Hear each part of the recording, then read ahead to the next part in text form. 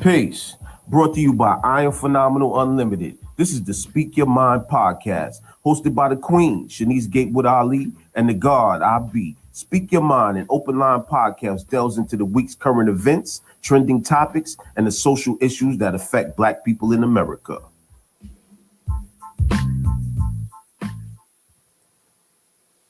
Peace. Peace. In the building once again. Welcome to the Speak Your Mind podcast with the Ali's. It's the God I Be, and it's the Queen Shanice Gatewood Ali over there. We doing our thing. Today's math is April 25th, which is Wisdom Power, all being born of God. Wisdom is the manifestation of everything that you know. Power is the energy generated from the mind to produce change. Refinement is a result of that change to cleanse oneself mentally, spiritually, and emotionally. And God is that original man that has knowledge of self and is doing what he can and what he will and what he perceives to be best in his life and in his cipher. Peace. Peace. How you doing? I'm doing great. How you doing today? Yesterday we had. I'm doing good. Yesterday we had an amazing event with the book launch with my sister who came from Pennsylvania. We had a great time. It was amazing. The book launch. What book launch? Hold up. Oh. So the book launch back here is I Am Phenomenal, as everybody can see. I Am Phenomenal is a workbook journal. We have affirmation quotes. We have some beautiful pictures. We have information that you will sit back. You'll read it at first thinking it's a book, but you'll read it. But the main thing is for you to go back to it and actually reflect, on the quote and the homework that's in there. As my sister will always say, it's homework, because self-awareness, self-improvement, self-love is homework. It's not just something that happens within one night. No. That's peace. Congratulations once again Thank to you. with sisters for their beautiful workbook, journal Mm-hmm. book, I Am Phenomenal collection of affirmation quotes. It's Mm-hmm. available at Shanice Gatewood Ali on Facebook Yes. and Nasha Gatewood on Facebook. Reach out to these ladies and get that phenomenal book so you could take it home and do the work. That's it. Do the work. That's the main thing. And some people are not ready to do the work. And it's okay. Once again, you can purchase the book for yourself or someone else. Shout out to you for supporting the book this month. And you basically sponsored the book. Shout out to Daphne, who also supporting and sponsoring the book for next month. Shout out to my siblings who also support and purchase the book and sponsor the book for someone else too, which is Vanisha Gatewood, Derry Jones, and Anatish Jones as well. Hmm. I think you can also get the book by reaching out to I Am Phenomenal Unlimited. Mm-hmm. So, we have a business page, group page. So make sure you reach out and get this book. Yes. So any other announcements? I think you have some more announcements though, right? Woo, yes. So today's a exciting day first of all, let me just go back. So the other day, Drug Free World allowed me to be the MC for their online virtual gala. Usually uh, I think 2 years ago, they gave me a beautiful plaque for doing for community activists on domestic violence and other things that we also do. We feed the homeless, we give out clothes, we give out toys, book bags one year, and we want to continue to do this great work. However, because of the COVID, we wasn't able to really do so much, and also at the gala we wasn't able to be face to face, so we did something online. They allowed me to be one of the MCs to announce a young lady who was presented a award as well. That was Thursday, if I'm not mistaken. Then also today, I will also be presented a beautiful plaque for community activists with Art Transform. Ms. Wanda, she came and delivered my plaque yesterday, which I do not want to show yet. And it's beautiful. I don't Wow. want to show it until later, but it's here. We have it. It's so beautiful. So yeah, that's some of the great work. You know, even though I'm not out in the street doing the work, I am still in Studio A or Studio B doing the work, uh living behind the mask purple round table every Tuesday. We have some great women, and we also had a man that came on and talked about domestic violence, what he went through, what the females went through. For the next couple of Wednesdays in May, we will be doing prevention. Rape prevention. You know, that's also DV as well, rape prevention. So we're going to have a workshop for that. Also, my husband and I is going to put together a de-escalation That's right. workshop. We're going to do that, which is coming up really, really soon. As soon as we put the information together, which we have, let everybody see, we have the information, but our next step is to put it in a PowerPoint. So that's coming really, really soon because it's too much. Hold on. That's a big word, though. You got to break that down. What is de-escalation? What's that? Break that thing down a little bit. Lord have mercy. Okay, so de-escalation, like right now, all the NYPD, all the things is going on.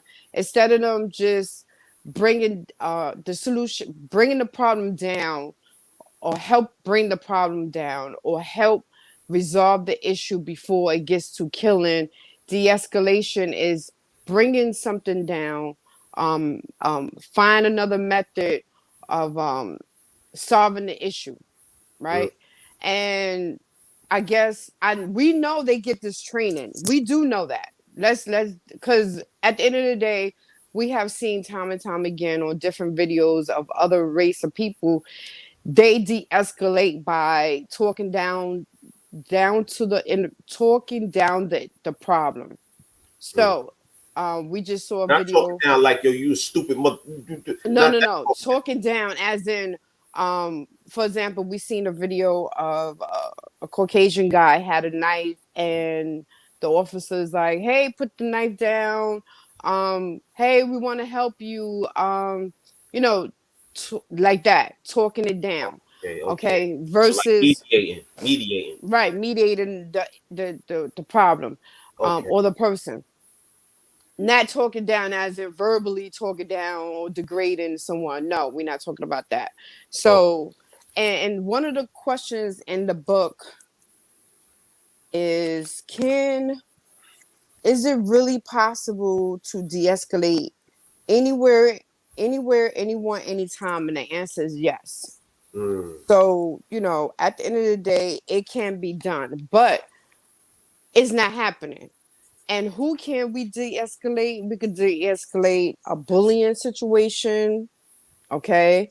We could de-escalate husband and wife, girlfriend, boyfriend.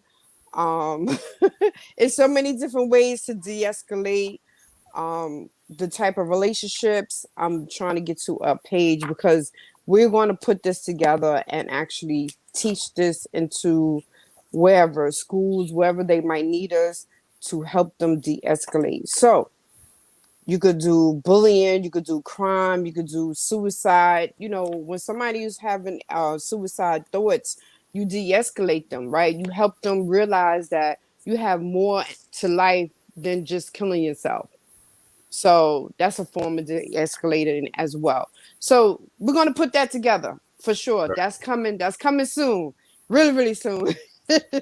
That'll be one of the many trainings that we'll be offering to the people at low cost, because we want to work with the people, so we want to work with them on anger management, Mm-hmm. bullying. I do the Recovery Coach Academy. We'll be offering that. So all of these different trainings will be offered up in the near future. I'm working on something to put this Recovery Coach Academy cohort together for the I think next month, and we definitely want to get that out the way. So I want to get a lot of people, as many people as I can, certified so that they'll be employable in New York State, whether it be at these hospitals or profit organizations that have been said that they have to have peers involved in their organization in order to get their funding. So we need Right. as many people from our communities as possible to add on to that. You know, it's so funny because I remember you was like, "You got all this stuff in this house," and I forget that I have a lot of stuff in here that we could actually go out here and train. I definitely do classes on domestic violence. How to get out safely. Things in that nature. So stuff like that is well needed. I don't just do domestic violence and give you the breakdown of what it is. I give you the history on it as well. I don't want to say too much, but come to the class, sign up to wearephenomenalwoman.com, or you can also reach me on Messenger, Shanice Gatewood Ali, if you want to require information about the domestic violence classes. See, that's the difference between knowledge and wisdom. Like, in my culture, we say that knowledge is the accumulation of facts and information, but wisdom is actually making that wisdom walk and talk, right? Right. It's the manifestation of that knowledge, right? It's the manifestation, taking what you know, and utilizing it in your day-to-day work, you know. Mm-hmm. So I could go to college and so forth and so on, but unless I utilize the stuff that I learned in college and actually make it work in the community, then it's not wisdom. So that's how, Absolutely. that's how we apply that. So I know you got some more things to talk about too. Oh, which one? Okay, so Okay. Mother's Day is coming up. So I do know Mother's Day is coming up. So we have a couple great gifts. Um, and I would like to play a game with the gifts. I see a lot of people playing games with Amazon, which is great. However, support as well. Black owned businesses. So you have the apron. If everybody can see that, that's a beautiful apron, and it says blessed. Okay, let me just make sure I see what it says. Blessed and show enough favorite. So Mm. that's beautiful. That is so beautiful that you And could that's for give. Mother's Day? Listen, that's for any day. Or for any day. Okay, so how much is the apron? Because I might want to get I got a couple mothers in my life that I want to give some stuff. So how much Oh, I pay okay. for that? So hold on, let me just tell you the rest. So we have some more. So we have some another one, yellow, Mm. and this one says living my blessed life. This is beautiful. That's another one. Wow. Yes, yes, yes. And this one here, this one is named something dear to me. I am okay. I thought it was the I am phenomenal. It's I am ambitious. This is beautiful too. Ambition is So yeah, what's the song? What's the song that God got? Now, official ambition is priceless. Ambition is this key. is the key, right? Ambition is Exactly. priceless. Ambition is key. Yo, we gotta get Facts. that official to pull up one day. Oh, you okay? Well, I'm sure he don't have no problem doing that. Then I also have a mat and glove, for the kitchen. And I'm not trying to be funny, ladies. I'm not trying to be funny that we supposed to stay in the kitchen. But listen, at the end of the day, we are in the kitchen, right? Most of us are in the kitchen. So this is something beautiful as well. And this one says, I am ambitious, and this is a set. These two is a set. Okay. You can't keep a good sister down. This is beautiful too. All right. Fire. That's beautiful too. So these are different prices, okay? However, then I also have, I was giving these out for Christmas. I bought so many, I gave them out to Christmas, for Christmas. This one says, "Be fearless and in the pursuit of what sets your soul on fire." So this is Mm. a cosmetic a pouch rather. Oh, This one is, yeah, that's a pouch. This one says, "Beautifully blessed." That's wow. pretty. And this one is one of my favorites too. She's so gorgeous. Wake, wake, pray, and slay all day. Okay. Okay. Do your thing. That's what I'm talking about. Talk your ass. Yeah. Then we also have mats, right? So this is a beautiful mat. Mm, Wait, let me see if I wow. get her upside down. Do I have her upside down? Yeah. This is a beautiful mat, as everybody can see. Oh, you got to Okay. put that in the right place because I don't even think I want to step on the black woman, to be honest with Right. you. Man, you gonna put that, I don't know. If anything, I got to step on the clean, so I put that outside my shower or something. Right. Exactly. Yeah. Listen. So we have some beautiful, beautiful mats. Okay. Uh-oh. Uh-oh. Nasha Gatewood says she want that, Matt. Uh-oh. Okay. So this one here. All right. This is some beautiful ladies. It's a Uh-oh. sister thing. It's a sister thing. Yes, honey. These So queens. for sure. Not to mention, I have one more. I did have a whole lot of queen ones, but the queen, she got sold. Mm, Is wow. another beautiful one. Yeah. Bless the cook. That shit. Huh. I definitely want to bless my favorite cook. If he put the turkey wings together on a Sunday, oh my goodness. Next thing I'll be knocked out on the couch after eating them turkey wings. Them turkey wings be That is falling so off the funny. bone. Bless the That, cook. hey, listen. Hey, them hands are good, baby. So, anywho, I will put up a flyer and let's play the game. Or anyone who would like to just purchase any of those things, you have my information, which is Shanice Gatewood Ali on Facebook. You could definitely, oh snap, sister. Oh, the sister back now. Yeah, yeah. Right. Yeah, so you could definitely go on Facebook and message me and tell me which one you really want. Is not a problem. We'll talk about a price. I have so much stuff in here. We have earrings, beautiful earrings. I just want to get rid of the stuff, and bring in more stuff. So one day I'll be out here with a table with all my stuff. So with that, I say Hold on. peace. But what's up with that jacket right there? I see that jacket right Oh, there in the background. That thing is looking like something. It's on fire. What's up with that? yes. So this is the Iron Phenomenal jacket that is Mm, handmade, okay? And we are Phenomenal Woman. The WAPW is in the front part, so I am rocking both organizations and agency. The organization is We Are Phenomenal Women, and then for profit is I Am Phenomenal. Blessed hands touch this jacket with the love of my darling husband who purchased the jacket, and his yes. friend did the work. So shout out to Cash. Yeah, shout out to Cash. If you want to reach out to him to get some work done, you can reach out to me or reach out to Eric Green on Facebook. I think you can find him on Instagram as well. But you can definitely reach out to me, and I can reach out to my man Cash. He does great work, as you can see. So for Mother's Day, we got a bunch of things, a bunch of potential gift ideas for those mothers out there. So reach out to us. Reach out to That's us. We it. can definitely hook you up. Thank you. That's right. With that, I say peace. All right, that's peace. So let's get into some current events.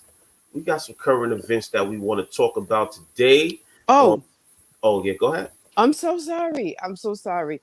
So Mother's Day, also, we are gifting 50 mothers at a shelter, domestic violence shelter. We have let me see, we have collected towels, combs, brushes. We have soap. We have toothbrush, toothpaste. We have deodorants. We have shampoo. The small ones. Everything is travel size. So the deodorant is travel size. The soap, travel size. The shampoo, conditioner, travel size. Um, the bath gel, travel size. So if anyone think of anything else, maybe some makeup, nothing with glass. Remind you, it is domestic violence shelter, so they do not accept anything with glass. I was hoping to get nail polish for the ladies, but we can't do that. Um, what else? We cannot accept any clothing. I'm so sorry. I was hoping so. We cannot collect any shoes and no bags. So, if anything else that our ladies out there hear me think of, you can reach me also on Messenger. Shanice Gay with Ali. Um, and just be a part of something great. We are giving back to 50 women in a domestic violence shelter. Thank you. That's peace. So this first topic has been heavily in the media, heavily on the news. Um, so I definitely think we need to cover it. Um, it's basically about the young lady that was killed by the police. Um, Mm-hmm. during the George Floyd trial, we had a young lady, I believe she's 16 or 15 years old, and she was Mm-hmm. killed by the police in an altercation. And a lot of people have been chiming in and saying different things about it wasn't justified. It was justified. I mean, we just want to talk about it because this is the Speak Your Mind podcast with the Ali's. So we definitely want to talk on it. And if anybody wants to call in and speak about it, because this is something that's going on. So this article right here though was a different slant. So I wanted to touch on this article. And it Mm-hmm. says that this article is in the Grio.com. It's by Stacy Patton. It says it's an opinion. It's an op-ed. She said the foster care system and others failed Mikaya Bryant and black kids just like her. Um, Mm-hmm. in this opinion piece, Dr. Stacy Patton, who recounts her personal experiences in the foster care system, says 16-year-old Mikaya Bryant deserves to be humanized beyond her tragic police-like death. It always kills me when people say that people need to be humanized because if they're not human, then what are they? Like, Right. how are you talking about people like during the George Floyd trial? They talk about, oh, well, had superhuman. Oh, you keep hearing this people saying that he was a superhuman or he was this certain type of figure or a drug addict or whatever. All of these people are human that we're talking about. We can't get past that. We have to treat people as if they are human. So in the article, it says there's no place in this world for black children. W.E.B. Du Bois wrote the words in 1904 to convey the mean spiritedness of mainstream life to the first generation of black children growing up in the decades after slavery. His words still ring true as the nation continues to deal with the serial state violence against black adults and children. As much as the mainstream press heralded the guilty verdict in the Derek Chauvin trial, calling it a watershed moment or declaring it to be a sign that the blue wall of silence is eroding and racial progress is on the horizon, Black America is still processing the police killings of 4 young people over the past few weeks. Dante Wright, 20 years old, Adam Toledo, 13 years old, Anthony J. Thompson Jr., 17 years old, and Mikaya Bryant, 16 years old. Mm. And there are the pictures of the other young people that were killed. So every one of these shootings has a different story behind it. It is easy to blame the police officers, to villainize the young victims, and to cast them as the architects of their own death. What's not so easy is for us to be brave enough to have difficult and honest conversations about who these young people were, how we got to these tragic moments, and the root causes of violence in our culture, and how we could have changed these stories. If we believe, let's talk about the latest victim, Mikaya Bryant. If we believe the police and press accounts on chatter on social media, this honor roll student, get that, honor roll student was some crazy girl lunging at people with a knife and got shot 4 times in her chest forward by a cop who had to make a split-second decision. Folks have been debating whether the cop should have used the taser instead of the gun. They asked why he didn't shoot her in the leg or the arm. Why he didn't shoot her? Why did he have to shoot her 4 times? Why didn't she stay in the house after she called the police to report that she was being attacked by 2 women? Why didn't she drop the knife once the police arrived? Why didn't the officer try to de-escalate? Yeah, something my wife just spoke about. How could he shoot a child? But this is not the whole story. Bryant deserves some kind of understanding and humanizing, and her killing needs context.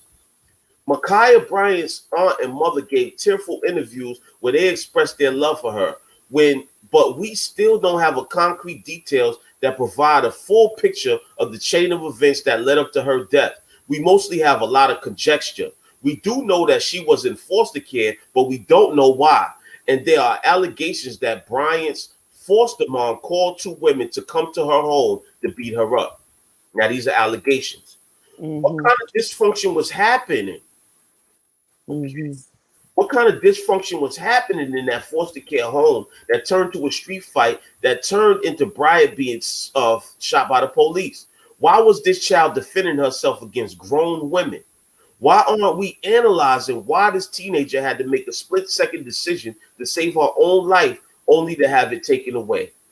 Bryant has her own personal narrative that we may never learn about, but I am writing in defense of her because I know firsthand how traumatizing the American foster care system can be, and the fact that she was a ward of the state has everything to do with her death. I am case number KC114343 from New Jersey's child welfare system. I spent most of my black girlhood in foster care until I aged out in the late 1990s. I can tell you that I understand why Mikaya Bryant picked up that knife on that fateful afternoon when she was killed. Here was a stressed out teenager. We don't know exactly why she and her sister were placed in foster care, but the siblings were in placement because their family of origin was likely going through some kind of crisis. They may have they may have been removed from their parents because they were unsafe, experiencing physical or sexual abuse or neglect, or their parents were unable to care for them. Sure, her mother told the press that she loves her daughters and were trying to get them back. My adopted mother, who beat the hell out of me with extension cords and other weapons, said the same thing. The very act of being placed in foster care adds additional trauma because it means the loss of all time that is familiar to the child. It is disruptive, unpredictable, and sometimes re-traumatizing depending on the type of home or facility where the child is placed. America's foster care system, which is the home to 400,000 young people on any given day, can be life-saving as it was for me, and a heartless bureaucracy and punitive racialized system that churns out walking wounded. Black children are overrepresented in the foster care system, which tends to be disproportionately monitor, regulate, and punish poor Black families. The predominantly white and female workforce often lacks cultural competency skills and are far or too often re-traumatizing children of color who suffer negative outcomes. Wow. Mm-mm. Should I go on or should we talk about that? We could talk about it. All right. That's enough information. All right. So what do you feel? What do you feel about what she's Okay, yeah. so let's really get into, media. Media have to put media will always put the bad part of someone. We don't even know how this girl really is as a little girl, right? Um Media will always talk about the hardest, roughest, hardcore, her upbringing, all the time. If y'all really look at the magazines and the media, even when it come down to celebrities, DMX, they just talked about how he was this, he was that. But at the end of the day, this man gave his shirt off his back. Allegedly, I don't know because I don't know Mr. Earl Simmons, but as I have heard on numerous amount of occasions from different people that he have done so much stuff in the community. Do we know that? No, we don't. We just know he was a crackhead. He was this. He was that. But I mean, come on. Media always promote the hardest, roughest way of a person, right? To get you to be like, oh. But let's be real. Why NYPD? Why do they have taser guns on their waist? Is to be used, right? So is it to shut us up? Um, they already embedded in their head. The first thing you grab is your gun because that's all they had all this time. So that's the first thing you grab is your gun. The taser gun is something that just came out, if I'm not mistaken. So they're not used to grabbing the taser. They so used to grabbing the gun. Could he have grabbed her? I have grabbed people to get them out of a harmful situation. I have grabbed someone. Or matter of fact, I remember I was in Pennsylvania and we was at a club, we was at a party, and I grabbed somebody because I seen it was about to get crazy. Could have the little girl been pushed instead of being shot from the officer? Maybe. Um, Her father was there. He didn't help the situation, as we see numerous amount of times in the video. He was on his hardcore stuff. I remember back in the day, I never used to fight unless I had my mother there. But my mother was only there for my safety to make sure I didn't get jumped. My mother never jumped in the situation. She wanted to make sure I was good, that I was having one-on-ones. Bullying. The girl could have been bullied. The girl could have been like, enough is enough. Leave me alone. We don't even know her part. Nobody's not even talking about it. That girl could have been enraged. We don't know. Enough is enough when it come down to somebody constantly messing with you, picking on you, domestic violence, whatever it is. And being in the foster care agency, that alone is a horrible place to be. A lot of these ACS agencies come take these children out of the home instead of helping the parent or whatever the case might be. Take these kids out of the home and put them directly in the shelter, foster care agency. Those foster care agencies is the worst. And y'all want to take them out of their home and put them in a worse situation? At the end of the day, all her pictures, she's smiling. She got a pleasant smile. This little girl looked like she could have been happy, but just in a messed up situation at the time. She was defending herself.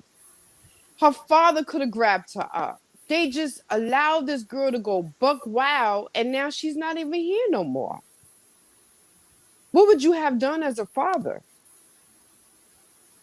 Well, to be honest with you, me as a father, if I get a call from my daughter saying that there's some people trying to jump her or whatever, so have you. First and foremost, I'm not gonna allow my daughter to fight. I don't know what mothers do. I don't know what some people is into. I'm not gonna allow my daughter to fight. I'm bringing her in the house, right? And she's gonna stay in the house, and those people are going to disperse. I'm not going to get into what I'm going to do to make them disperse, but they're going to disperse or there's going to be consequences. Mm-hmm. And that's how that thing is supposed to go down. But Right. it didn't go down like that. And there are many different disturbing points to this because the girl was reaching out for help. She reached out to her father, allegedly. She reached out to her grandmother, allegedly. And then she lastly reached out to the police and she was reaching out for help. Right. When it comes to situations like this. These situations in our neighborhoods are common. Unfortunately, I remember growing up, I remember seeing many fights in school. Many fights. Some of them allegedly had weapons. Some of them were just rag outs and people getting stomped out, mollywop, whatever you want to call it. This stuff happens, but it should not turn into a situation where a person just comes up and just starts shooting. Now, this is a 16-year-old girl. I don't care if she's big balded. In my mind, I'm grabbing her up and I'm taking the knife from her. Right. So, unfortunately, we should have more people within our community that's willing to step in the situation and stop the situation instead of recording it on their phone and doing all of the nonsense that people want to do so they could go viral and get views and get likes and put it on all of these different websites that promote this type of situation. But no, they called the police, and the person who I don't understand why these officers are so scared when, as Quanisha just said, what's the point of wearing armor and learning restraints if you're not going to use it? Mm-hmm. You got all of these different weapons and gadgets in the car, and you got everybody backing you as far as your fellow officers and all of this, but you saying that you scared in a situation about a bunch of people that is just out there fighting, and she just had a knife, and you couldn't grab this 16-year-old girl up? Right. So this is just an unfortunate situation, and to be honest, I'm biased. I'm not gonna say that it's ever okay for them to just come up and shoot a 16-year-old girl and four Or times. any girl. Right. Anybody. I'm not Right. with it. I think that we need more control of our communities. And this author brought up a very, very valid point about the foster care system and how it is overrepresented by our people, and they get negative treatment within these situations. Because a lot of people are involved in the foster care system just to get the money from, the people that they're taking care of. Mm-hmm. This is true. And, there's a lot of young men that also get raped, in the foster, I'm going to say men and girls, they are getting raped and mistreated in the agencies. And nothing is not being done. Nobody's not saying anything.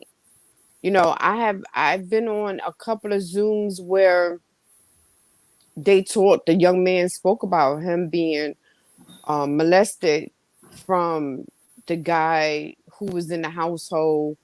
Um, it's a very unfortunate situation that's going on in this world. It's really, really, it hurt my heart. But I mean,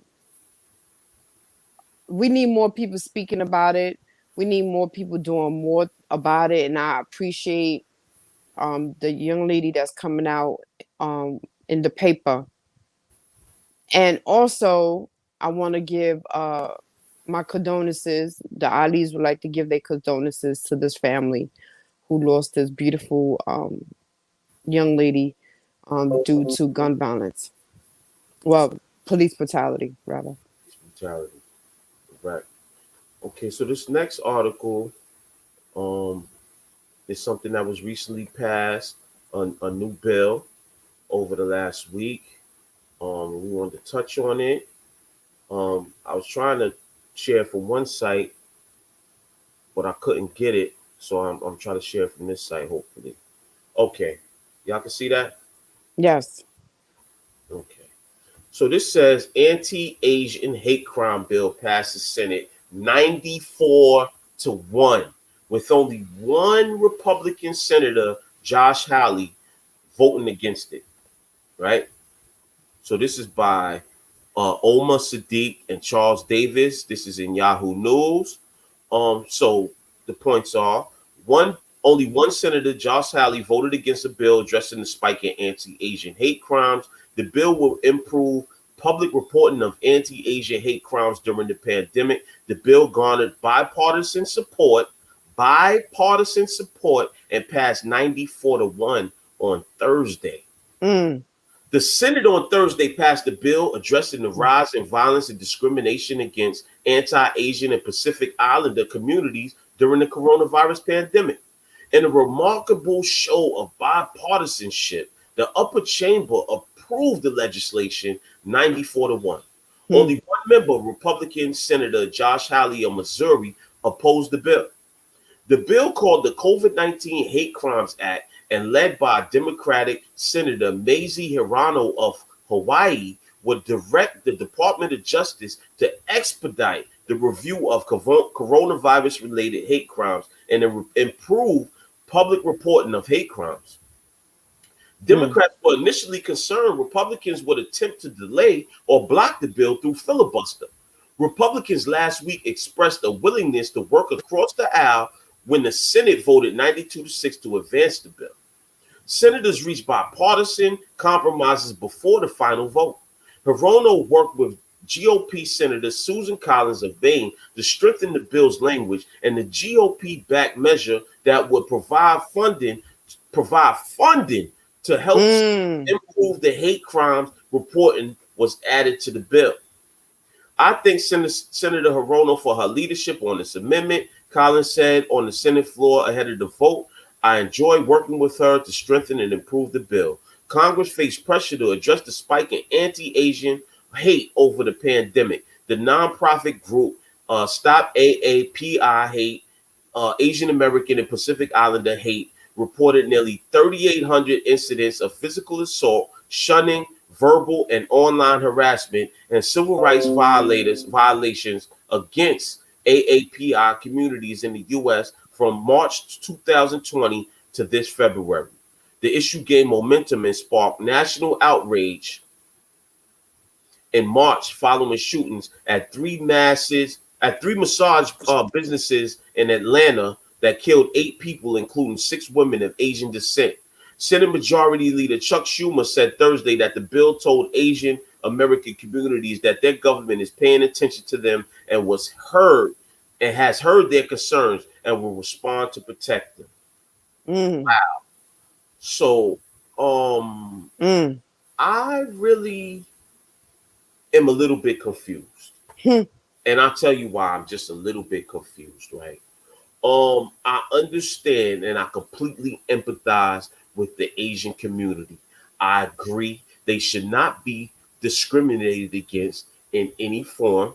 Nobody deserves to be discriminated against in any form. Mm-hmm. However, what I will say is this: we have been fighting in this Hmm. country to stop being discriminated against since we have been here, right?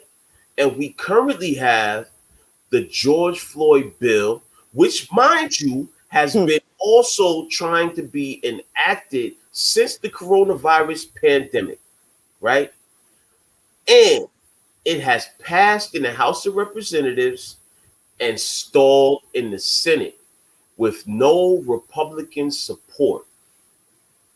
Secondly, before Kamala Harris was elected, she said that she's not going to specifically do anything for Black people, right? Mm.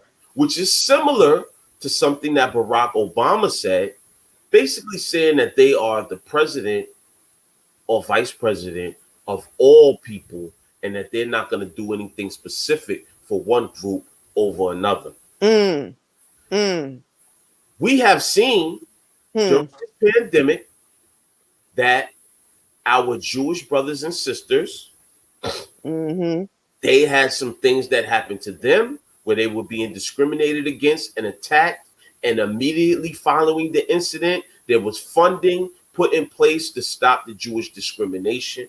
Yes, it And was. now the Asians have also received funding and legislation with bipartisan support.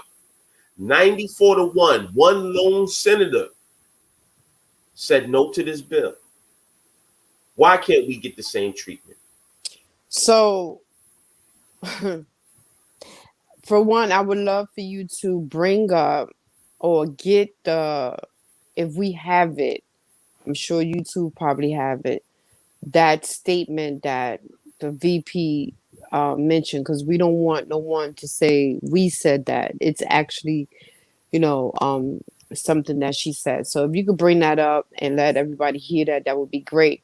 Now, this is where we have an issue because we have been um like you said, the George Floyd situation was what was it, during the time of COVID? I think it was during the time of COVID.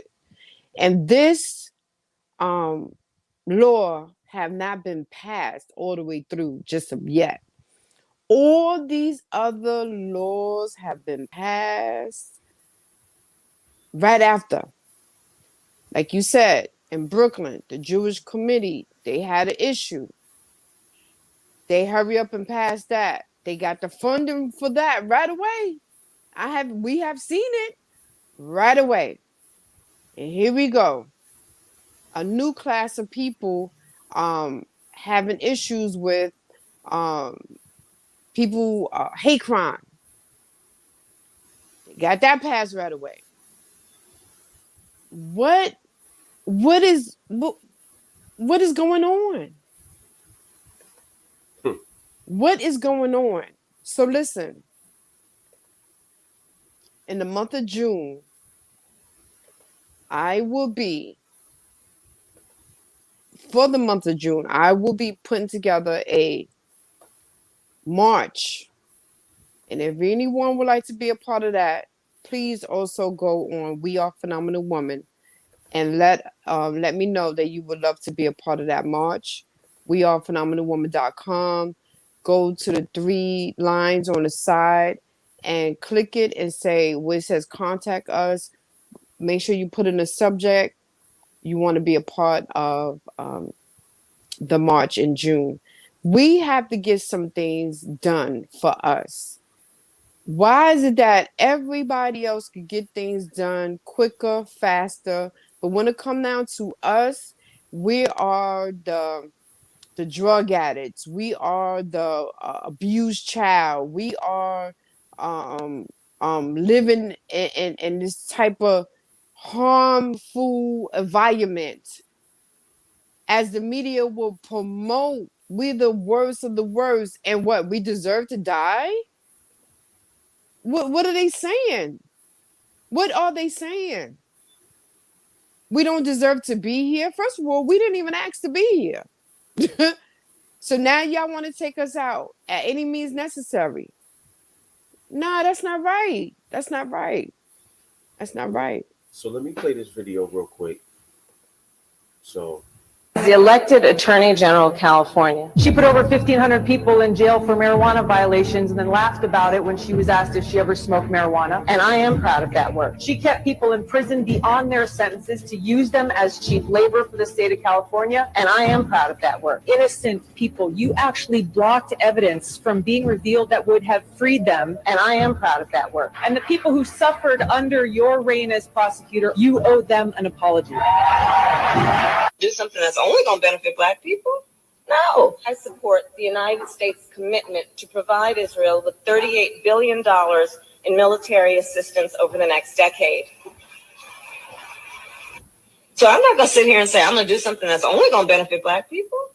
No. Wow. Support full funding for Wow. Israel, including for the Arrow, David Sling, and the Iron Dome missile defense system.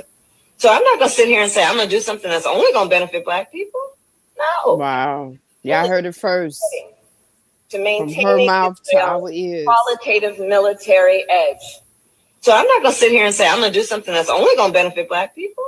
No. Let that soak When I'm in. elected president, I'll take immediate action to immediately reinstate protection for DACA recipients. So I'm not going to sit here and say I'm going to do something that's only going to benefit Black people. Okay. okay. So you heard it from the horse's mouth. Mm-hmm. I didn't freestyle. I didn't make this up. She said she's not going to do anything that's only for Black people, right? But we have seen, and let the records reflect, we have seen things that have only been done during Barack Obama. He said a similar statement. He said that he's not going to do anything specifically for Black people, but his main legislation was in support of gay marriage, which was only for a certain specific portion of the population. And we just heard Kamala Harris say that she was going to support some legislation for Israel, some legislation for DACA people, and now they have new legislation for anti-Asian violence. And in New York, they passed legislation for Jewish discrimination. So Yes, it did. we just should have we should have the same treatment. Yes. Now, my uncle Marco just said valid points noted from our elected officials, including former President Barack Obama on race-based concessions, yet they always have to come back to us, right? This is true, right? And he said, yet willing to support something to benefit only Israel, but they won't do anything when we're out here getting killed in these streets. Right. Right? They saying that we get killed 2.6 times more than white people by police officers. Yet we can't get legislation like the George Floyd Justice and Policing Act passed with bipartisan support. That's ridiculous. They had unanimous, I can't say unanimous, only one dissenter in the vote. How do you have one dissenter on the Republican side in the Senate? But we've had this bill since last year. And they still can't pass this George Floyd bill, but they got this bill sweeping through the Senate. And you know it's going to go through the House of Representatives.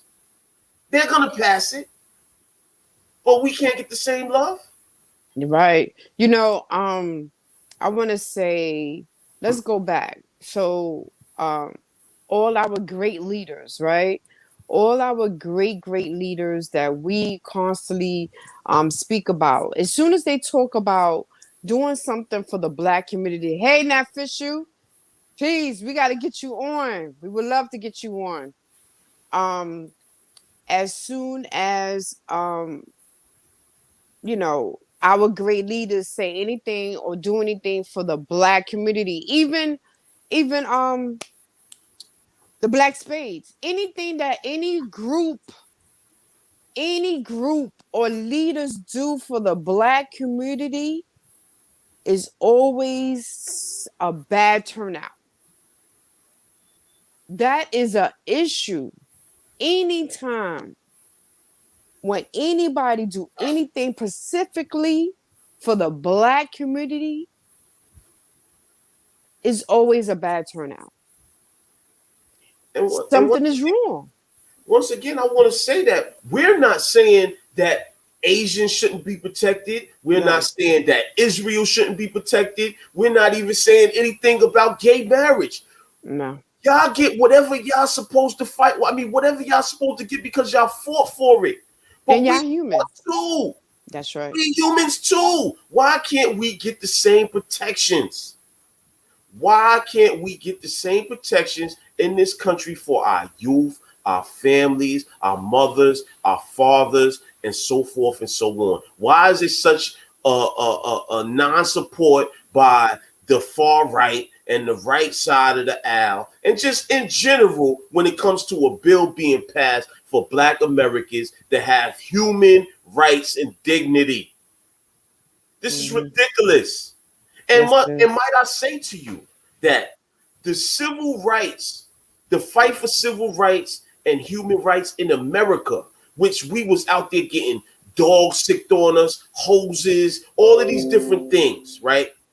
A lot of these people that are winning legislation today, for them, they basically followed our protocols and model to get what they got. That's right. But they get it and we don't get it. What is the issue? What is the issue? I had put a post up. We are the most hated people, even amongst ourselves. We are the most hated race of people.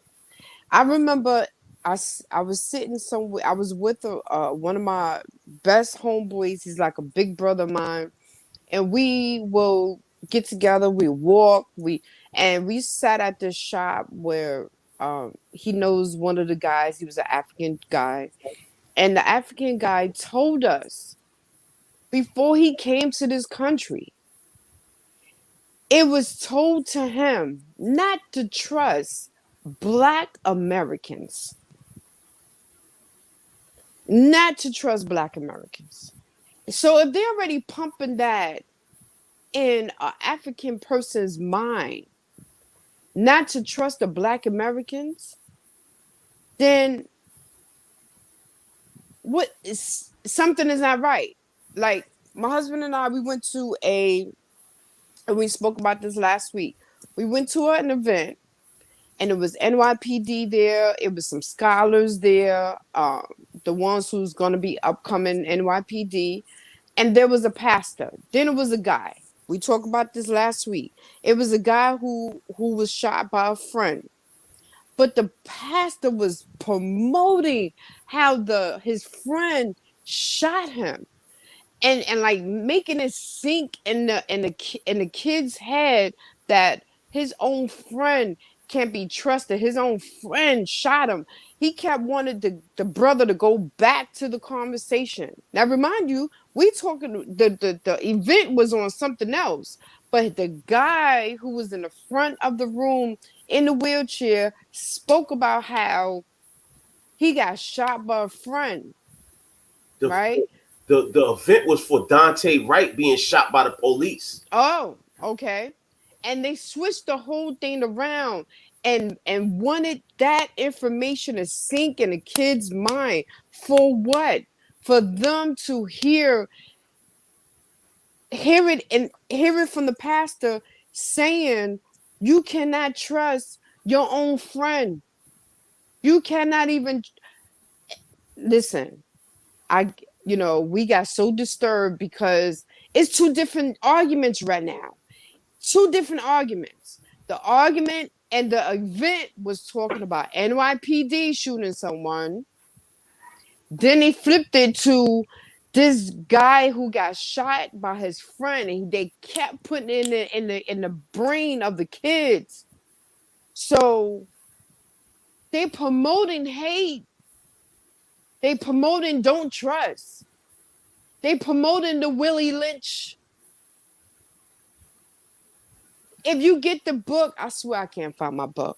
When you look at that book, the book will say how they created a slave by putting the poison in their mind of don't trust Black people, pretty much.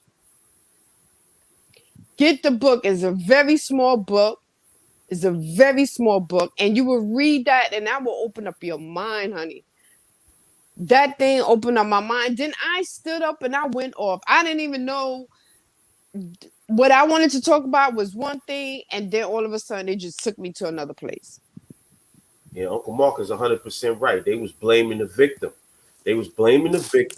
Right? You talk about all of this systemic inequality, all of these different things that's going on in the community, and then you bait and switch, say we're gonna come and have a community conversation about this current shooting, and then you try to switch that whole thing up and have them blaming the victim. This is how they keep that thing ongoing. Just like you said, Queen, it's that Willie Lynch being perpetuated. And in that book, they said that after you introduce this system to them, after a while, they will perpetuate that themselves. Right. They will continue to pass that down. And this Black pastor, he was exhibiting that behavior. Right. I want to go to the next article because we can sit there and talk about that all day. But I would rather have a community conversation about that because we got Uncle Mark here. We need to have a community conversation, Uncle Mark, about the way they're trying to frame these situations. We need to get out here and talk about this so that we could have control of the narrative. This is ridiculous. So next up, this is a follow-up for something that we covered a couple weeks ago. Can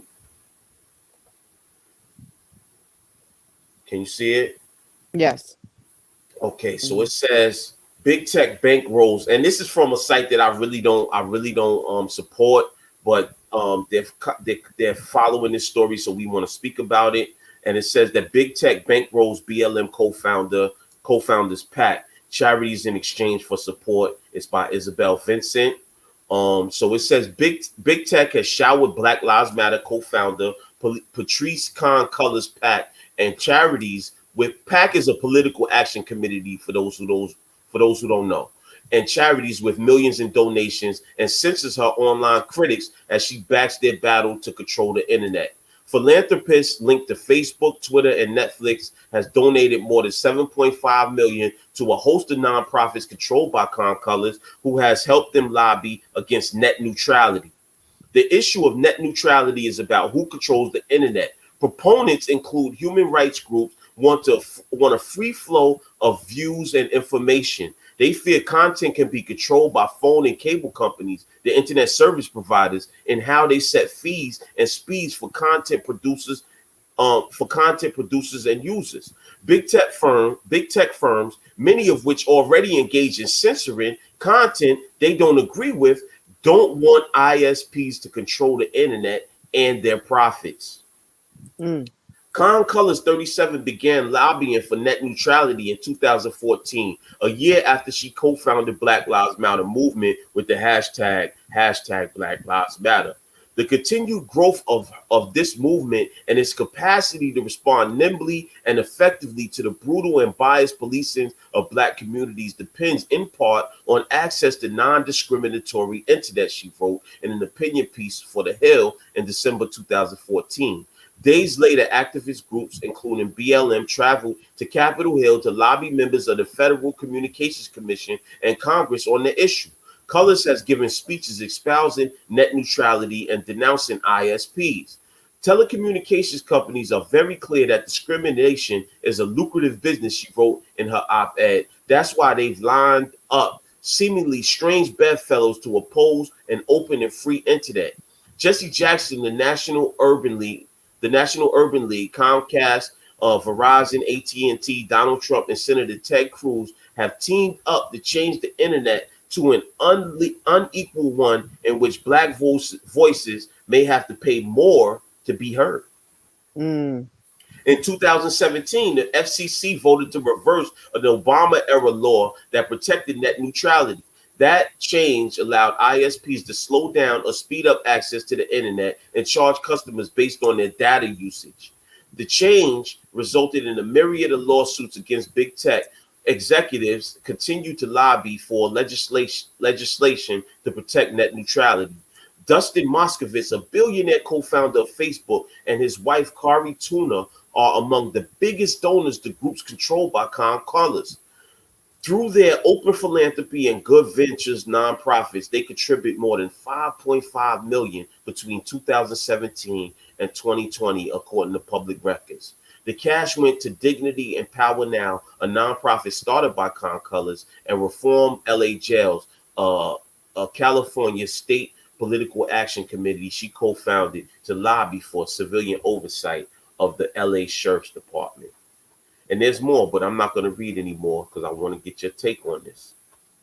So basically what they're saying is that she has been supported by groups that they have founded, Facebook and other internet service providers. No, other internet companies like Facebook, Instagram, or whatever be that's out there. She's been getting funded by these groups because they're going against the service providers, which are like, Spectrum and all of these internet service providers who are fighting against net neutrality, which is the equal access to the internet without being slowed down or speeded up. However, these same people that run these sites have been blocking content that they disagree with. Right?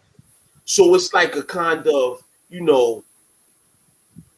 they're basically being hypocrites in the fact that they're blocking content and that they don't want the people that provide their service to be blocking content. But it's also going to show where Khan Colors is getting the money that she has been getting to, buy all of these houses and do all the things that Black Lives Matter, because Black Lives Matter is an umbrella organization of various nonprofits and for-profits that once the money comes in, is being distributed to all of these different outlets. So what the Post is doing, even though I do not support the Post, is they're basically showing where the money is being sent to. And one of the places is a place where she has a nonprofit that's going against the prison system in California. And they have been supported by some of these outlets. But she's taking a consulting fee from this nonprofit. So this is where some of her money is being taken from, but it's not being shown through Black Lives Matter because Black Lives Matter doesn't even have their 501c3, but these other organizations do.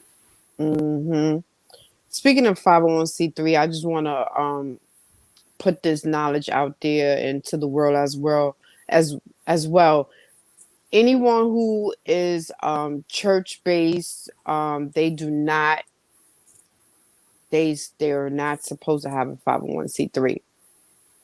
Please look it up. Please read about 501c3. Anyone who have partaken of 501c3 cannot be into politics,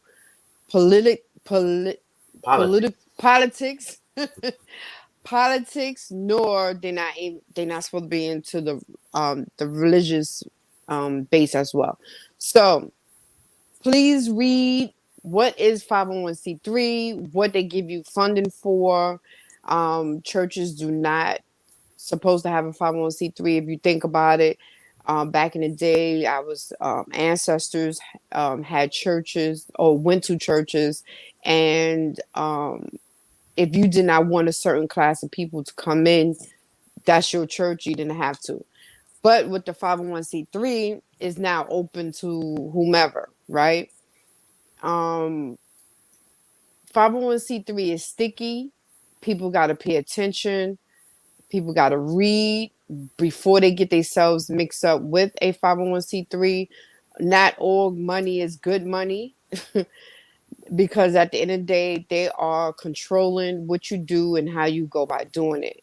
So anyone who partaken or want right now a 501c3, you got to read the details. I'll say that. So after reading this article, I'm kind of, I don't know, like it's murky right now because, okay, she has this big nonprofit that she started. This big It's not even I was about to say. Not a nonprofit. This big organization that she started, but she has all of these various nonprofits under the organization, and she's taking consulting fees and salaries from these organizations, these nonprofits and for-profits that's under the umbrella of Black Lives Matter. Now, is she wrong for that? I can't say she's wrong for that because it's an enormous undertaking that she's doing. But what I can say is that there should be no reason that the families that are affected and at the forefront of the fight shouldn't be compensated as well. Absolutely. I definitely agree on that. She's not wrong for taking the money. However, the way people are actually, it's funny how this is coming out now, and that's because people has been asking her about it. She have not been truthful because we have watched the couple of interviews that she have had with other internet networks, and she have not been truthful about her income that's coming in. Her comeback is she's looking out for her family and this and this and that, which is great. At the end of the day, that's fine. But when people are asking questions, I think you should be truthful about it because that would give people some rest. However,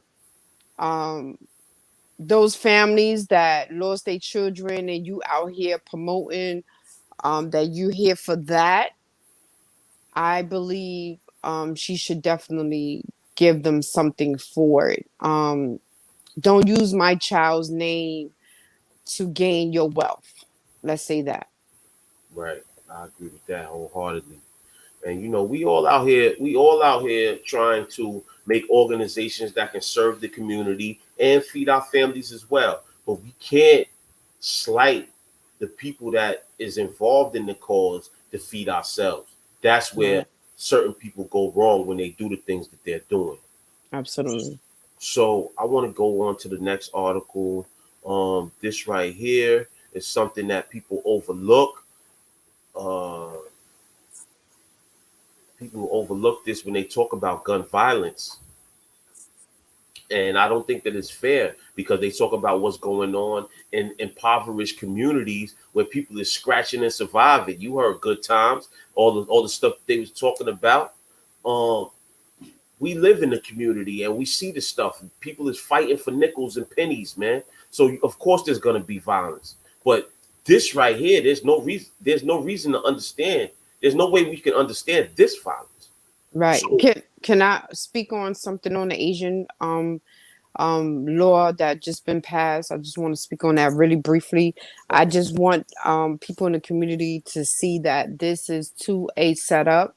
So all this Asian hate crime or whatever it is that you're doing, for whatever reason, nobody knows where did this come from all of a sudden. I hope it's not because of what 45 had put in people heads that the coronavirus came from China or whatever the case may be. We have had so many different viruses that came into our world, our life.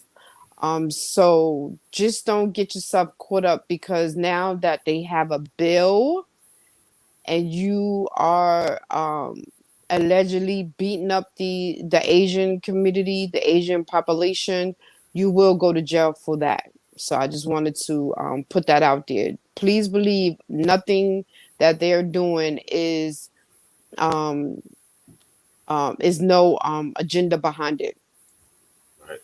So Uncle Mark said Boyce Watkins had questions for BLM who have collected millions from corporate interests and families and received nothing, like Tamir Rice. One father said BLM need to cut the check. That's a Right. fact. So we basically, we covered I'm this saying the same like a thing. week or two ago. We was talking Mm-hmm. about all of that. And yeah, Mm-hmm. it's the families is out there talking about, listen, y'all using my family's name to go out there and support your agenda. Y'all went out there to these different areas, Ferguson and all of these different areas, and y'all promoted y'all brand, and now y'all reaping the benefits. Why couldn't they reap the benefits? And we Right. think that's right and exact. So next Absolutely. up, we're gonna talk about this right here. So this is called mass shootings. America's Other Pandemic, and it's by Cyril Josh Barker. It's in the Amsterdam News, as you can see. And it says America's latest mass shooting took place in New York on Long Island at a supermarket where a man shot 3 people, leaving 1 dead and the other 2 injured. The shooting is the latest of nearly 150 mass shootings in 2021, leaving behind a trail of carnage. On Tuesday, April 20th, police officials in Nassau County say 30-year-old Gabriel DeWitt Wilson opened fire just before 11:30 a.m. at a Stop and Shop supermarket in West Hempstead, Long Island. The shooting occurred on the 2nd floor of the store in the manager's office. The 49-year-old manager of the store was killed and 2 other people were injured, a man and a woman, who were left in stable and critical condition. Wilson worked at the supermarket as a cart collector. However, police have not identified a possible motive. Wilson was found after a 4-hour manhunt that put area schools on lockdown and had local residents directed to stay outdoors.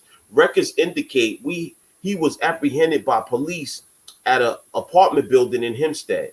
Our hearts go out to the families of the victims, our associates, customers, and the first responders who have responded heroically to the tragic situation. Stop and Shop said in a statement, at this time, we are cooperating fully with local law enforcement on the investigation.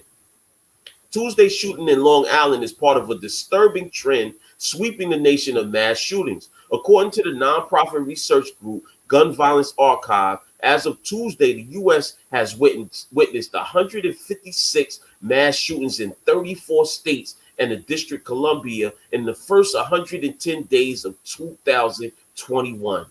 This time last year, there was 87. Mass shootings saw a sharp increase in 2020 with 610 incidents. 2019 saw 417. The FBI classifies a mass shooting as a gun violence incident where 3 or more people are shot, not including the shooters. In the past 5 weeks, America has seen a shooting at a supermarket in Boulder, Colorado, leaving 10 dead. Shootings at Asian operating spas in Atlanta, Georgia, leaving 8 dead. A workplace shooting in Orange, California, leaving 4 dead. And a murder-suicide at a FedEx facility, leaving 8 victims dead before the shooter took his own life in Indianapolis. The gun industry continues to design, manufacture, and market increasingly lethal weapons while the American public pays the price in unspeakable death, injury, and long-lasting trauma.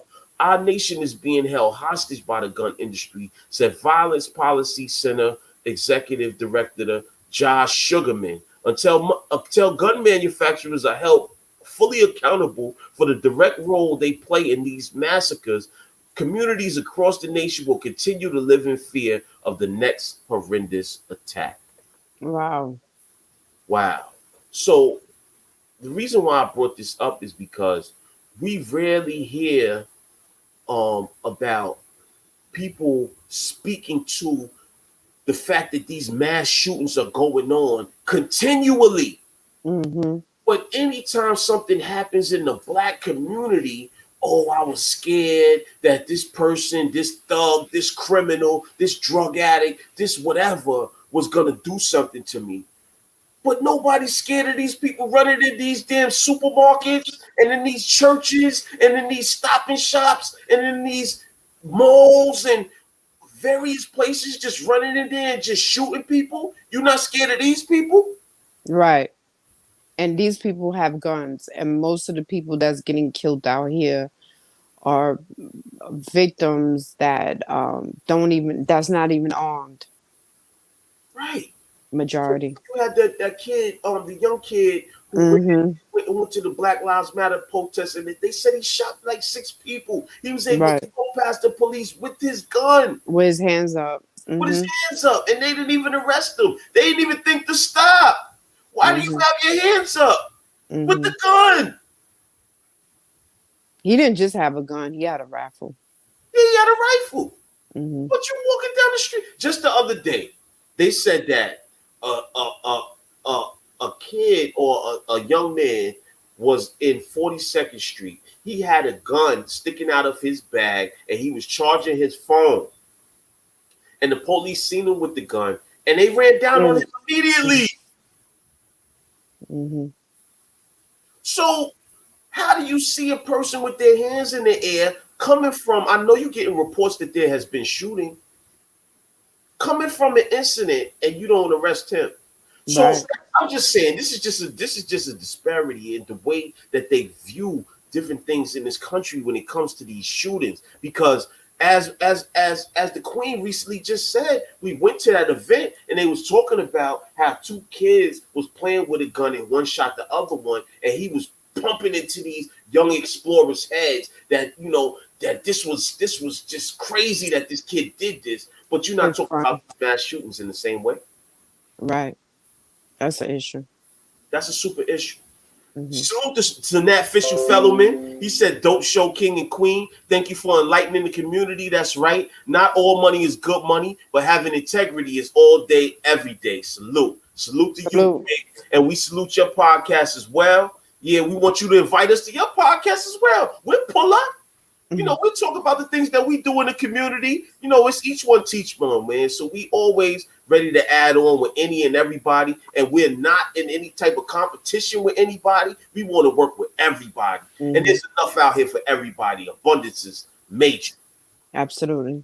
You know, big ups to all those out here that's doing great work on the what's that, first responders of gun violence. So big up to those people who's doing great work in the community. Not too many people know who they are. I think we need to start Googling and getting some information. We watched a podcast where people were just talking about gun violence, but they don't even know who's actually in the community doing the work. So big ups to all those that are out here where we at. Right. So this next article is something that basically just happened. It's been in the news. For all of those who are hesitant about what's going on with the vaccines. Um, this next article speaks. So they had a meeting, a big meeting amongst major figures in the industry of vaccines and the government officials, and they had paused the Johnson & Johnson vaccine from being pushed. But Right. now they're saying that certain U.S. states are resuming Johnson & Johnson to push to end the COVID nightmare. So this article right here is in the Guardian. Um, Mm-hmm. it doesn't Paper. have the author's information, but it says the Yes. Guardian staff at agencies. What'd you say? No, I'm listening. Oh, okay. So it says Indiana, New York, Virginia, Missouri, and Michigan among states ordering or recommended resumption after U.S. Officials lift the pause. Seeking the words of one governor to put the long COVID nightmare behind us, several states on Saturday resumed use of the one-shot Johnson & Johnson coronavirus vaccine. U.S. health officials said on Friday they were lifting an 11-day pause. Advisors have decided the shot's benefits outweigh a rare risk of a blood clot.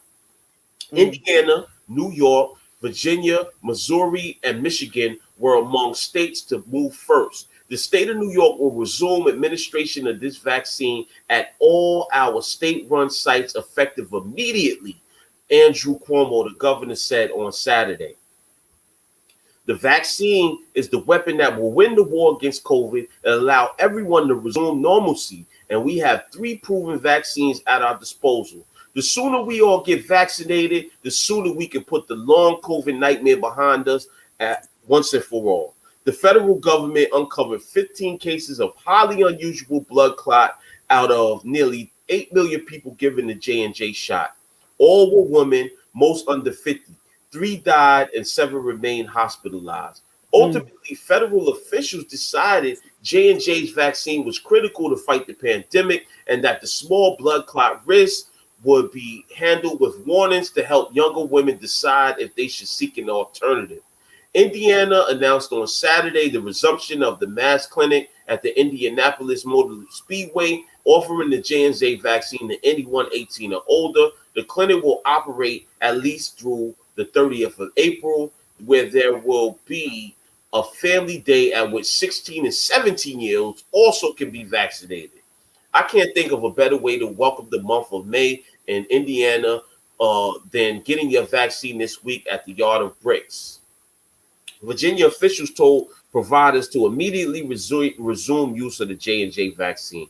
So basically, several states is basically saying that they're going to resume pumping this J&J vaccine.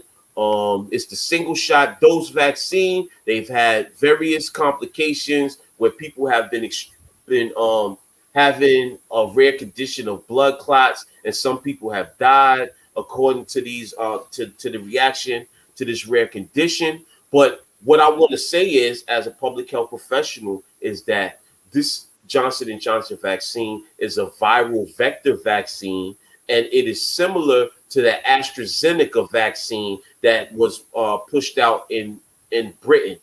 And that vaccine also has been having complications and was put on pause in various countries around the world. They're not really linking the 2 vaccines together, but they have the similar technology of viral vector.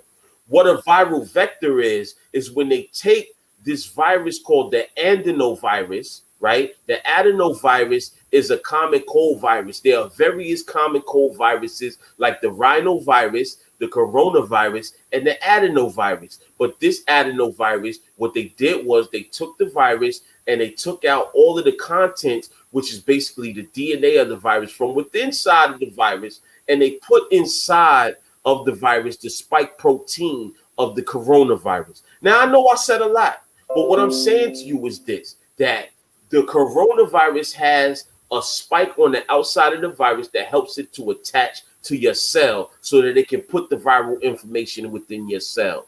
They're taking that spike protein information, it's DNA or RNA, whatever so have you, yes, RNA, right, which is ribonucleic acid, messenger RNA, and they're putting that inside of the adenovirus. And for some reason, this technology has caused complications in a sector of the population. They're saying that these complications are not serious enough to stop the distribution of this vaccine. It's not serious enough. So, what is your major again? Please let I just want people to hear that once again, because when you speak on health, people need to understand. You know what you're talking about. So, what is your major again? Okay, so I have a master's degree in health education and promotion, and I am a nationwide certified health education specialist. There you go. So Thank you. I'm speaking to you as a health professional. I'm not giving you advice on what to do as far as your health, because you need to speak to your primary care physician about that. But what I am doing is fleshing out the information so that you can make an informed decision. Right. So, we just want people to, can you get off of that real quick? Okay. Are you going to speak on that again? Okay. So we just want people to understand that these are the things that's going on. Please keep your ears, eyes, and keep your ears and eyes open. If you have any complications from anything, your health wise, blood clot wise, please remember, because sometime maybe next year around this time, a lot of people might get sick. Who knows? We don't know. But we want people to remember it might be coming from what the vaccine. We don't know, but please remember that you took that vaccine. The next thing is continue to go to your doctor to get checkups. Please do that, because right now it's really, really crucial, because once you put this foreign vaccine in your system, you never know. You might have headaches, you might be throwing up. We don't know where this can lead you in the long run. So just keep your ears and eyes open for anything that's going to happen in your life, in your journey. I agree. So last but not least, we got a one more article I just wanted to touch on real quick. I think that this article is very important because it also speaks to what we're going through when it comes to the coronavirus.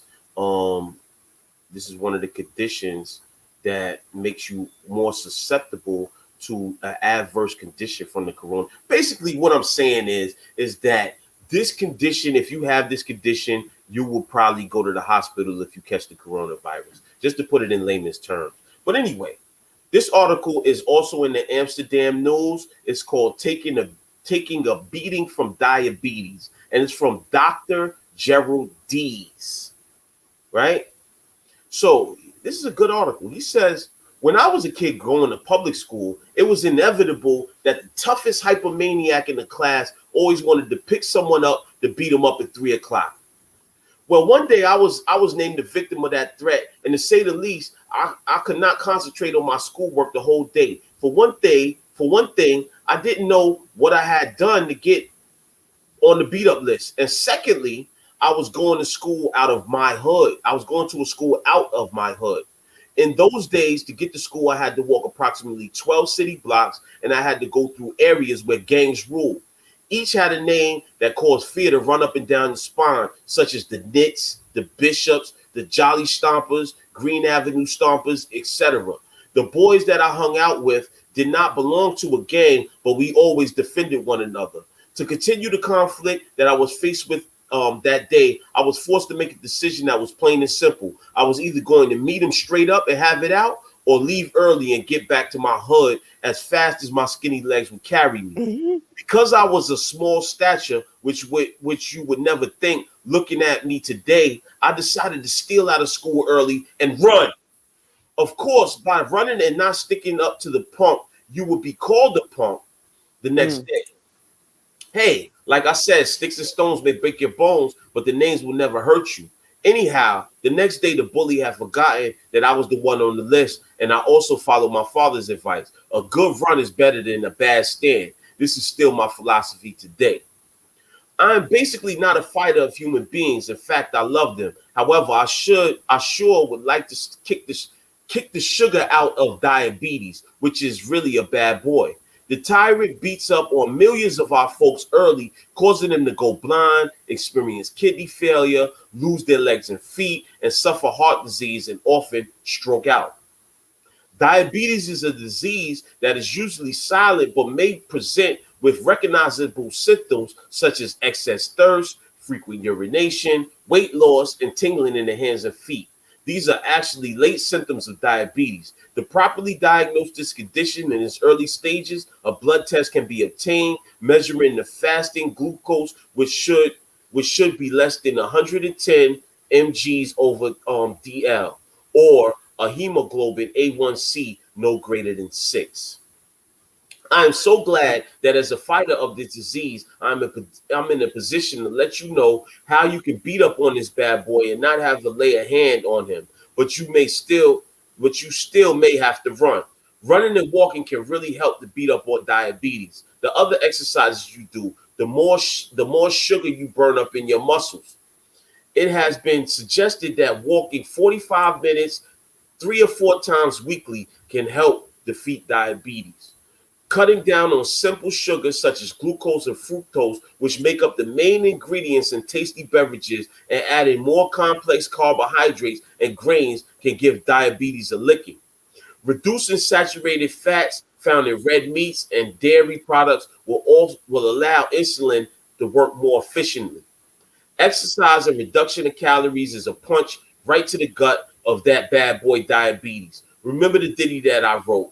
If you have to batter it, don't even flatter it. If you have to dream it, don't even dream it. If you have to whip it, why not skip it? If you have to fry it, don't even buy it. Mm. By following these suggestions, you will surely cut down on caloric intake. If your blood glucose does not get under control with exercise and diet, it is important to take medications that your doctor prescribes. Your blood sugar level should be kept at 90 to 110 mg over DL, and hemoglobin A1C should be less than 6 to prevent the blood vessel and nerve damage. It is also important to visit your eye doctor on a regular basis to identify and curb early eye diseases that can lead to blindness. A yearly visit to a foot doctor can ensure and prevent foot infections in its early stages. Won't hurt. Please don't walk around with the house. Please don't walk around the house barefoot. A lot of germs can be picked up from the floor, causing foot infections. These simple steps will allow you to beat up on diabetes without raising your fist. Well, I guess I'll go for a run and see you later. Peace. Wow. So this is a good article right here. Yes, it is. My father suffered from diabetes, and that helped him to have more severe complications with coronavirus. When he contracted coronavirus, he had diabetes, hypertension, and gout. So, it caused him to have a more severe condition, and he ultimately died from coronavirus. So please, pay attention to, getting out there, getting more exercise, paying attention to your nutrition, monitoring your health, checking your levels, getting standard checkups from your primary care physician on a frequent basis. Make sure you just pay attention to how your body, and if you feel off, go find out what's going on. As my sister Quanacious just said, pay attention to your body, especially now. That official said, absolutely, that's a fact, King. We're going to set up a date. Okay, so he's talking about coming on the podcast in the near future. But pay attention to your body. Yeah, definitely. I definitely know when something is not right with my body. I'm like, I get really quiet because I'm a little nervous because of this whole COVID thing. But you know, my husband is like, what's wrong? What's going on? And I'm like, I feel a little off. And not only that, I'm getting older. So, it's like, am I going through menopause? Or what's going on? I just felt really unbalanced one particular day. And thank goodness we know a lot of this stuff, and thank goodness he knows about health, and also he studied a lot of things with when it come down to the female body as well. And I could talk to him, so always know your body, understand, because nobody else ain't gonna know it but you, unless you go to your doctor on a regular basis. But otherwise, that, yeah, it's true. Know your body, understand what you putting in your body, the amount of sugar. He makes me eat a lot of salad, and it's really good because we find out where to go to get some good salad, and we eat that. The fish, Smoothie, baked chicken, smoothies. smoothies. Oh, you could do the smoothies yourself. You could always go online and figure out how to make your own smoothies. They're excellent. They will also fill you up. Um, yeah, so it's different methods that we can do. And I think a lot of people are starting to understand that your health comes first. Because if it ain't your health, it's nothing. Because next thing you know, you be messed up down the road. Right. So we gotta do a lot of preventive measures, right? Preventive measures. We don't want to develop the condition. So if we eat healthy in the beginning, then we won't have to worry about later, being told by the doctor, listen, you gotta stay on a strict diet and eat boiled Take cabbage all these and pills. take all of these pills and all of these different things, right? Um, it's very important, man. It's very important. And go out there. It's a beautiful day out there. Go out there and go for a walk.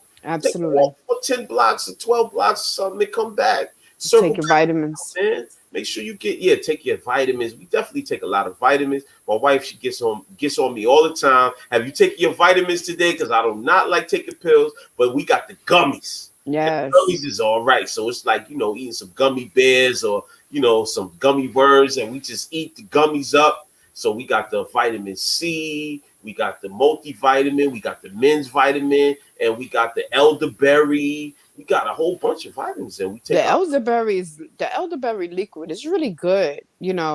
A lot of people, well, somebody told me it was nasty. So when I opened up the top, I was like smelling it and I was scared to even drink it. And then when I drank it, I was like, oh my goodness, it's really good. It's really, really good.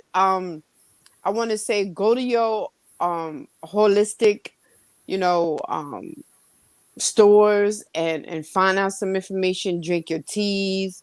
It's so many different things. Listen, our ancestors was brought up with taking leaves and boiling it. We didn't have all this medicine stuff that's going on. They got tea for asthma, they got tea for everything. Let's go back to that. Let's go back to our old school remedies. There's a book in Amazon that you could also purchase, or your nearest bookstore. You could also purchase for different type of teas that you could drink for your health. We so even diet. You get a tea for your diet.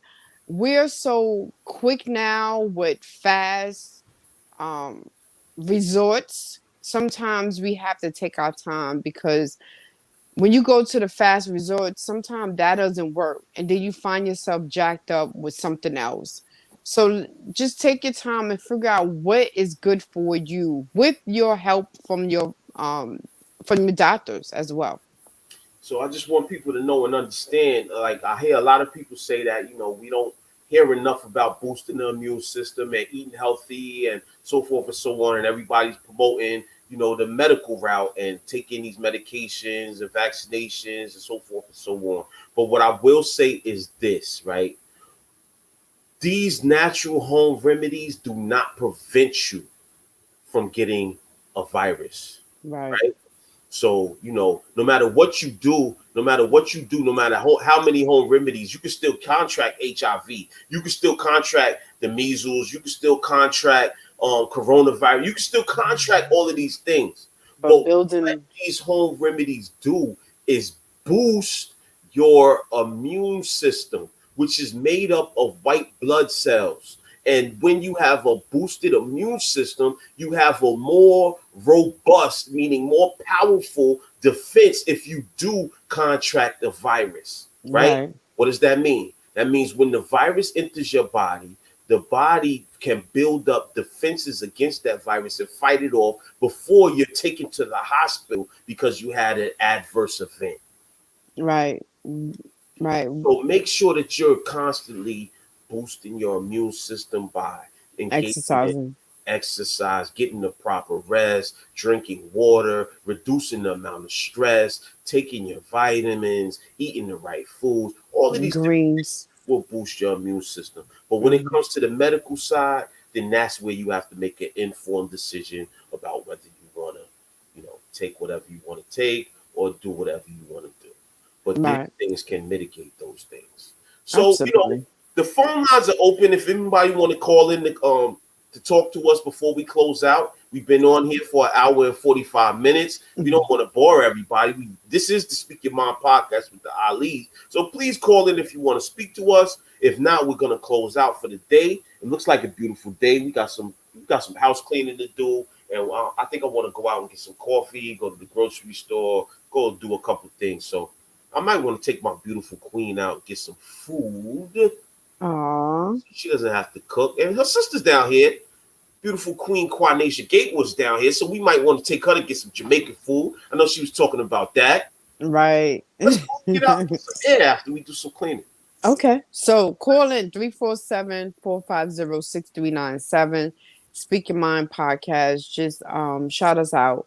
Don't forget, I do have to be ready, get myself together for tonight. Yeah. I gotta get my got award. Award ceremony, celebrate. You get the flowers while you're alive, though.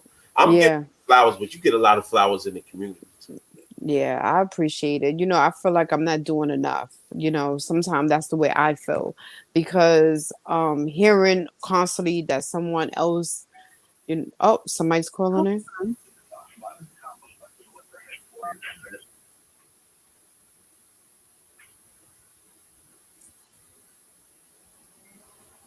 Shout out to all those who gave money to the GoFundMe. Hello? Brother Mark. Brother Mark, Uncle Mark, what's good with you? Peace and blessing. Peace.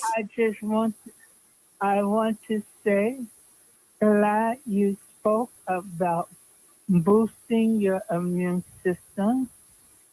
From Emergency Network, we tell folks each week the importance of boosting your immune system. It stores to buy the supplements. There is food that you can take in the natural elements that you can eat to boost your immune system.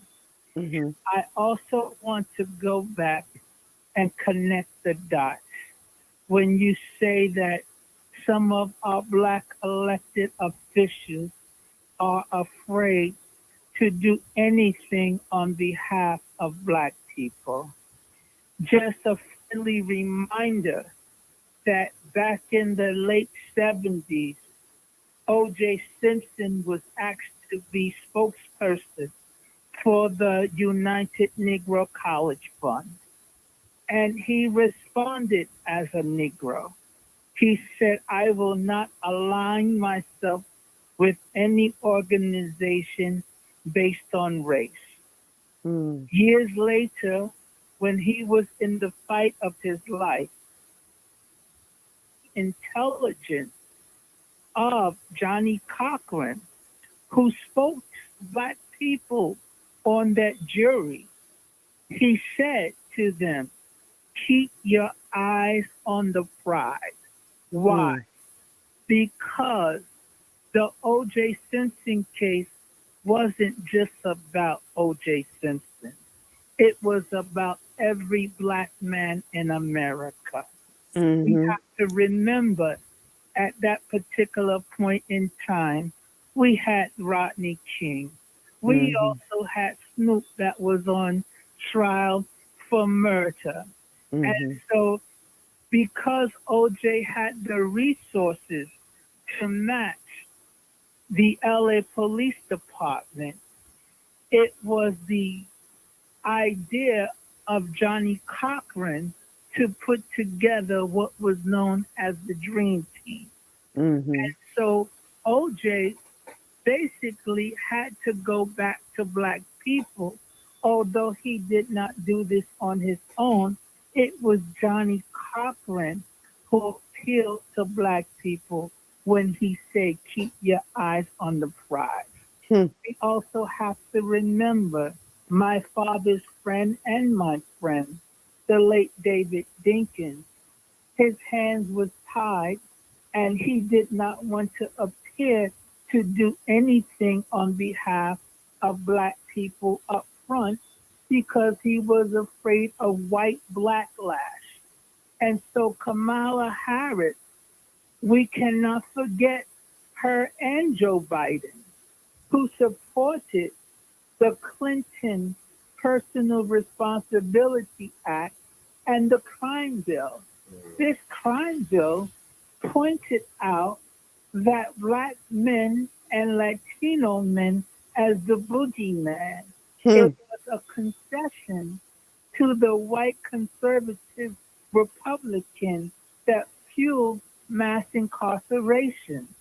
And to our dear sister Kamala Harris, even when the evidence pointed to Black men innocent, she, like a pit bull for the system, did not want to acquiesce and let these Black men go. Why? Because she was for the system in which she was working. And so at some point, these leaders to come back to the Black community. Obama came to the Black community when he asked the Black community to come out in support of his vice president, Joe Biden. And so we must not forget there's a price to pay. I want to say something about the unity of us. And when I say us, I mean us in the collaborative. Today is the 53rd birthday, my friend and founder of the Harlem Liberation School, Brother Taimba.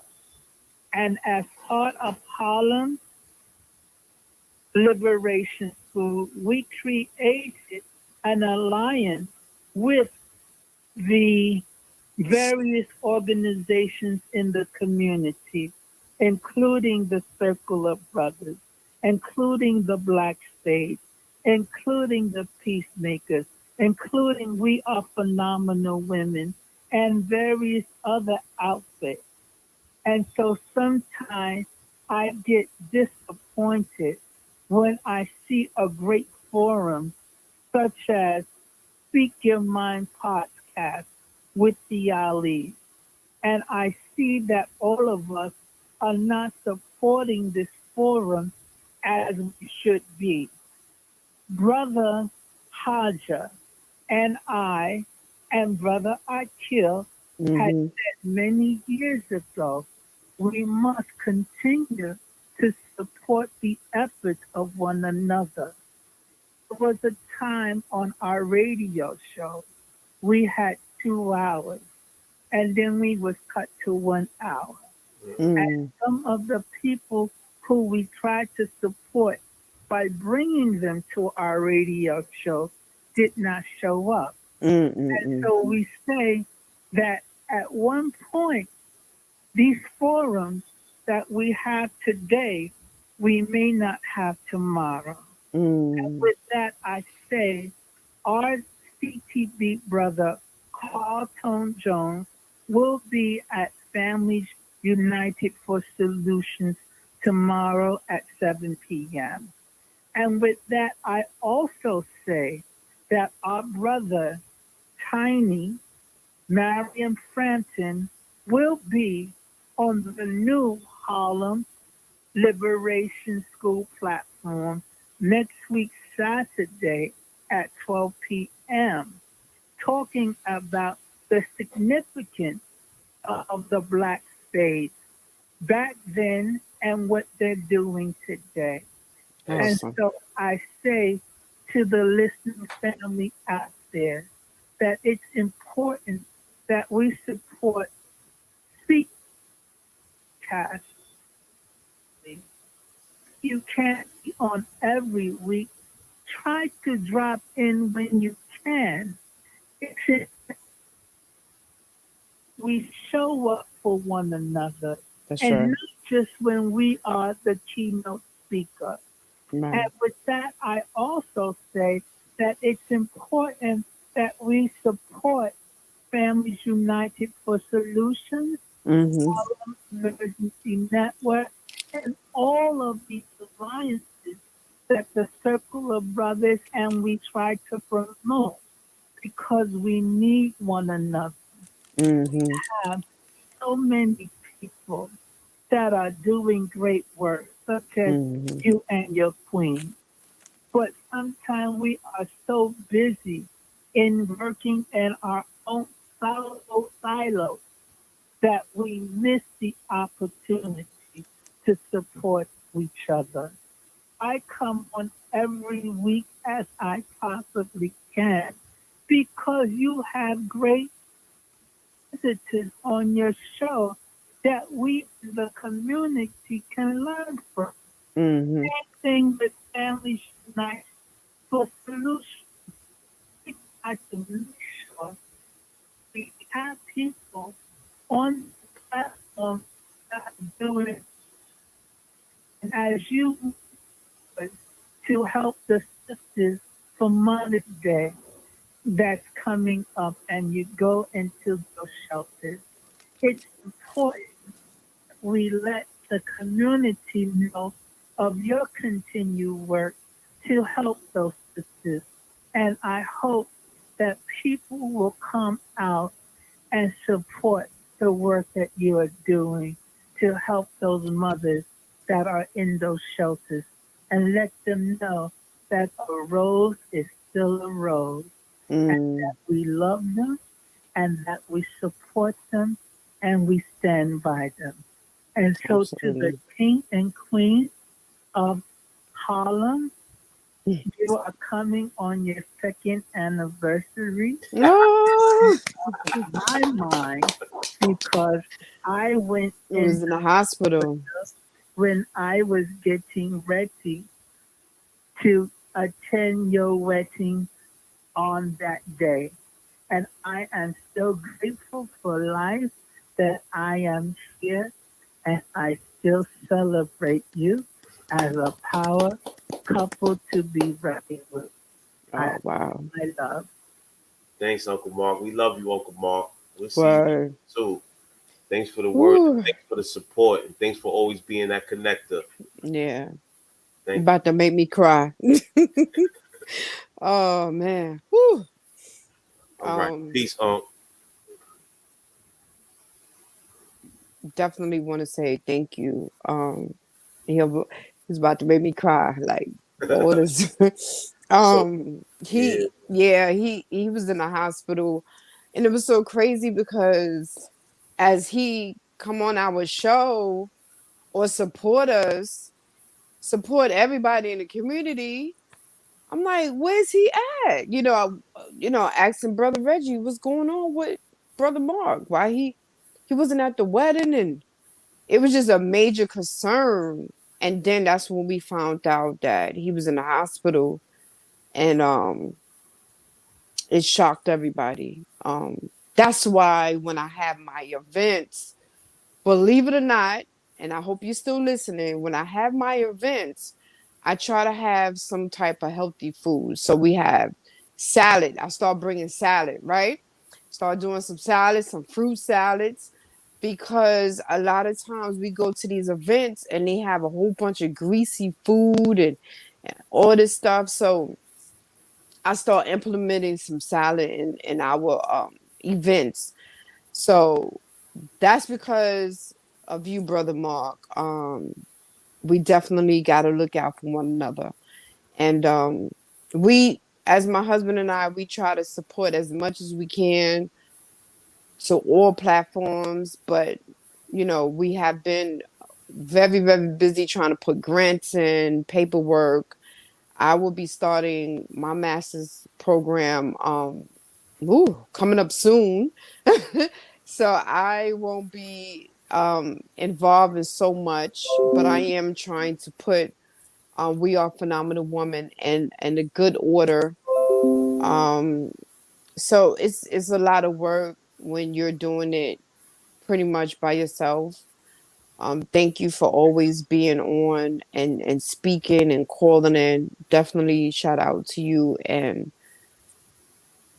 get your health together. We don't want to lose you for nothing in the world. Facts. Nothing in the world. Last night we was watching the DMX tribute or the memorial piece, and one thing that Swiss Beats said, he was like, "You got to get your will in order," and that hit home because a lot of us don't think of that until we on our deathbed, or And Uncle close to the Mark deathbed. and Uncle Mark and Queen Lo been saying it for the last few years now too. Right. We definitely got to get her on and talk about the will piece. They do Will Wednesday, if I'm not mistaken. So that's Queen Lois. If you ever want to get a better understanding on how to write your will or what is a will, you can also look that stuff up. You don't necessarily have to go to someone all the time. The information is out there. If you want it, you can get it. Trust and believe me. And with that, I say peace. So we closing out to another Speak Your Mind podcast with the Ali's on the 25th of April. We'd like to give a shout out to our sister Quanisha Gatewood for checking in. Uncle Mark Maffee for checking in. Nikki Gardner for checking in. Peace to you, Queen. Peace to that official Fellowman all the time. Salute to you, King. And we definitely want to come on your podcast. You come on our podcast, and we do this thing the way we're supposed to be done. I'd like to send a special shout out to brother Reg Mabry for taking me through the museum and showing me a lot of things with Black history yesterday. We've seen a lot of Egyptian artifacts, West African artifacts, Mesopotamian artifacts. So, we definitely getting in tune with, our elders that's out here to teach the information, and we want to bring them and highlight them on our podcast as well. Salute to Uncle Mark for speaking about Aj Taimba. It's his born day. Happy born Happy born day. Happy Born Day, and salute to the Harlem Liberation School. Also, he brought up Carlton Jones, who was a past guest. We definitely go and support him at Families United for Solutions. And with that, I want to say, Wait, what about Brother Tiny? oh, brother Tiny, yeah, salute to him. He's gonna be at Harlem Liberation School talking about the Black Spades. Congratulations to him for getting his 501c3 in order. Yes. My brother, I know y'all gonna do the great work. If you ever want to holler at me, you already know what it is. I'll assist you in the best way that I can. And if you want us to do some classes, we'll do the consultant work for you. We ain't gonna come too crazy at you with the prices and all that. It is what it is. Right. Salute to everybody. Listen, like we say, each one teach one. We doing great things. Anything that anybody want to know, they can definitely reach us, but don't use us as your personal Google. Right. Right. We definitely got big things going on as well. I just can't wait for my major goal, the major goal, which is still the shelter. I have not been speaking on it because it's some things that I need to put in place with certain type of paperwork and numbers and all this other stuff. I'm learning as I go. People out there in the community, they ain't gonna tell you everything. Some things, like I said, you got to find out on your own. You got to do the Google. You got to do the homework. You got to do the research, and it is a lot. And with that, it would happen because that is still in my mind to do to help other sisters get out of these current unhealthy relationships and get into something healthy. Single woman that we're definitely looking at. But we all gonna get together and do what we gotta do. I do believe so. With God, grace, and mercy, it will happen. Right. Peace to the gods and earths and all the human families of the universe. Speaking Mind podcast with the Ali's. We out. Peace. Peace.